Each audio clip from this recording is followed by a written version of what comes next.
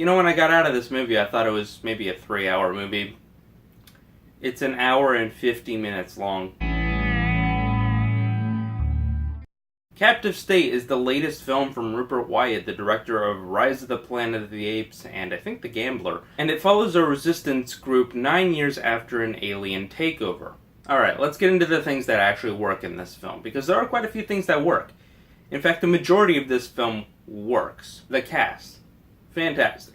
I don't really have any problems with them. There's a sequence where two brothers meet, and the acting's a little off in there. Everyone else is really solid and delivers a fantastic performance, John Goodman being the best actor in this film. The production design of this film is also pretty neat. I like the way that the majority of this film is shot. Now, not every sequence is perfect. There are sequences where stuff's happening in the dark, like an action sequence or whatever, and I found it a little bit hard to figure out what I was looking at. But where there's daylight or where there's actual, like a lamp lighting the scenery, it looks pretty good. The concept for this film is also really unique and something that I would maybe expect out of like an A24 film, where the focus of the film is not on fighting the aliens, it's about the people. There aren't a lot of action scenes, there's not a lot of aliens in this film, and that's really interesting for a science fiction film, or at least a mainstream science fiction film, because you would expect action and explosions and lots of alien shots and all that kind of stuff, but no.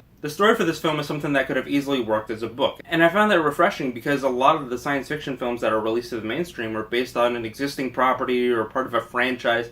This is its own thing. This is a unique, original science fiction idea, and at the very least, you should go out and see it just to support science fiction that's not part of Star Wars or Star Trek or Predator or Terminator or whatever. I'd like to see more stuff like this. The filmmakers also did a really good job on the sound mixing. There's a sequence where a helicopter is flying overhead, and you have to have the surround sound going for this to actually be noticeable, but you can hear it slightly going from one side to the other, and the other, over, and it's really cool. On top of that, there's like these little trackers that are like right around here or whatever, maybe it's on the other side, and they make this clicking noise, and I thought that it was a really interesting sound, and I thought that the sound designer came up with a really unique sound for these little trackers. That's cool. There's a solid 40 minutes where we follow this insurgency group, and that's easily the coolest part of this film. It's just them passing on all this information. They're all underground, they're trying to communicate to each other, and they go out on this mission, and it's really fascinating to watch them, even though we don't really know any of the characters outside of one, which is one of the brothers. Everybody else is just kind of a nobody, and that is a shame, but it's easily the coolest part of the film. Now onto the parts that I don't really like. This film's a mess. There's a whole thing about Trojan horses, and you can see the twist ending coming from the beginning of the film. But whatever, okay, so the twist doesn't work. How does the rest of the movie hold up? It's long. I said at the beginning of this review that I thought I was watching a 3-hour movie. It's 10 minutes shy of 2 hours. Everything feels drawn out and not in a good way. There aren't any real main characters, so I don't know if this is even a valid criticism or not, but we don't have anybody to really latch onto. It's just a bunch of people that we're all supposed to keep track of, and that's fine if it's done right, but it's not done well enough here to actually warrant that kind of storytelling. There's a sequence where one of the characters, the guy that's on the poster, he gets trapped in this subway booth or whatever by some tracker drones or aliens or whatever. It's never really explained. And then we go and do that 40-minute insurgency mission, and then we come back to him and he's just now escaping from that booth. What was that? It feels like this might have been written in chapters instead of as a flowing narrative, like a script. Because having a person get trapped in a situation and then cutting to a different part sounds like a place where you would put a chapter break. The CGI in this film is also